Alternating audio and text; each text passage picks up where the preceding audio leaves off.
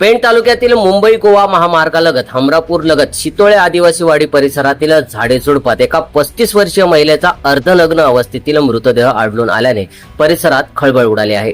या प्रकरणी पेण पोलीस ठाण्यात अज्ञात आरोपींविरुद्ध खुनाचा गुन्हा दाखल करण्यात आला आहे।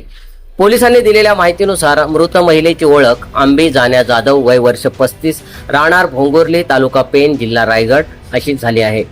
ती काही दिवसांपासून आई वडिलांकडून स्वतःहून पेण येथे आली होती। दरम्यान सोमवारी 8 जून रोजी रात्री तिचा मृतदेह महामार्गालगतच्या झाडीझुडपात संशयास्पद अवस्थेत आढळून आला। फिर्यादी म्हणून महिलेच्या भावाने पोलिसात तक्रार दिली आहे। तक्रारीनुसार अज्ञात व्यक्तीने अज्ञात कारणातून महिलेच्या तोंडावर कठीण वस्तूने वार करून तिचा खून केला आणि पुरावे नष्ट करण्याच्या उद्देशाने मृतदेह झाडीझुडपात टाकून पळ काढला असावा असा संशय व्यक्त करण्यात आला आहे। या प्रकरणी पेण पोलिसांनी भारतीय न्याय संहिता कलम 130 अन्वये खुनाचा गुन्हा दाखल केला असून अज्ञात आरोपीचा शोध सुरू आहे।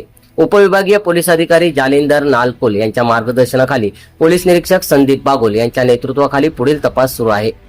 फॉरेन्सिक टीम आणि श्वान पथकाकडून तपास सुरू आहे। तसेच मुंबई गोवा महामार्गावरील अपघातग्रस्तांचे मदतगार कल्पेश ठाकूर हे रुग्णवाहिकेसह घटनास्थळी हजर होते।